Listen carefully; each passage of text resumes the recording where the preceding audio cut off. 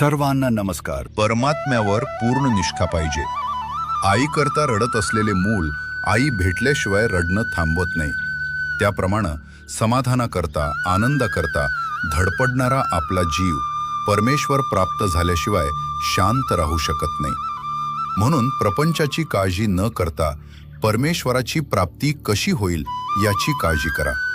भगवंतावर संपूर्णपणे निष्ठा ठेवल्याशिवाय आपली प्रपंचाची काळजी दूर होणार नाही. सर्व जगताचा जो पालन करता तो आपले पालन नाही का करणार? प्रत्येक गोष्ट त्याच्या सत्तेनं होते हे लक्षात ठेवा. मग प्रपंच कधीही बाधक होणार नाही. एक भगवंतावरची निष्ठा मात्र शेवटच्या श्वासापर्यंत सांभाळा. आपण पुराणात वाचलेच आहे की भीष्मानं पांडवांना मारण्याची प्रतिज्ञा केली. भीष्म प्रतिज्ञास्ती, मग ती खोटी कशी होऊ शकेल? सर्व पांडव चिंताग्रस्त झाले, पण द्रौपदीची निष्ठा मात्र जबरदस्त होती. ती म्हणाली, आपण श्रीकृष्णाला विचारू.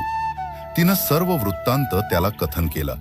श्रीकृष्ण म्हणाला, भीष्माची प्रतिज्ञा खोटी कशी होईल? तरी आपण एक प्रयत्न करून बघू. तो म्हणाला, द्रौपदी, तू आता असे कर, रात्री भीष्माचार्यांच्या आश्रमात जा. तिथे फक्त संन्याशांना आणि स्त्रियांना मुभा आहे. मी तुझ्याबरोबर आश्रमापर्यंत येतो. त्यानंतर श्रीकृष्ण द्रौपदीला घेऊन भीष्माचार्यांच्या आश्रमापर्यंत गेले आणि बाहेरच तिचे अलंकार आणि इतर वस्तू सांभाळत बसले. श्रीकृष्णांनी तिला आत जाताना सांगितले की भीष्माचार्य आता झोपत आहेत. अशा वेळी तू आत जा आणि बांगड्या वाजवून नमस्कार कर.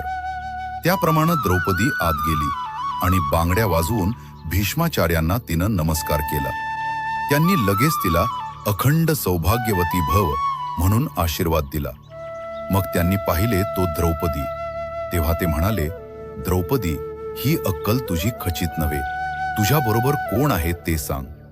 ती म्हणाली, माझ्याबरोबर गडी आणलाय, तो बाहेर उभा आहे. भीष्माचार्यांनी बाहेर येऊन पाहिले.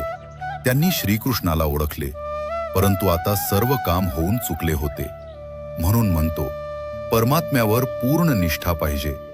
या निष्ठेच्या आड जर काही येत असेल तर तो म्हणजे आपला अभिमान. हा अभिमान सर्वांना घातक आहे. तो घालवण्यासाठीच परमात्म्याला वारंवार अवतार घेणं भाग पडले. ही अभिमानाची हरळी नाहीशी व्हायला भगवंताच्या नामासारखा दुसरा उपाय नाही. नामावर प्रल्हादानं जशी निष्ठा ठेवली तशी ठेवावी. त्यानं नाम श्रद्धेनं घेतले आणि निर्विषय होण्याकरता घेतले. आपण ते विषयासाठी घेऊ नये. नामापरते दुसरे सत्य नाही हे समजावे.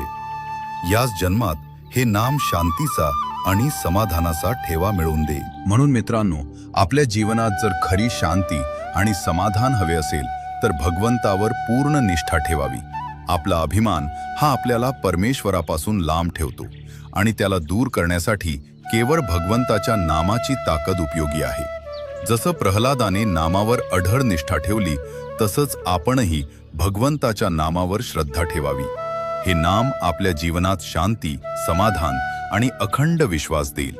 त्यामुळे आजपासूनच आपल्या हृदयात भगवंतावरची निष्ठा बळकट करा आणि नामस्मरण करत राहा.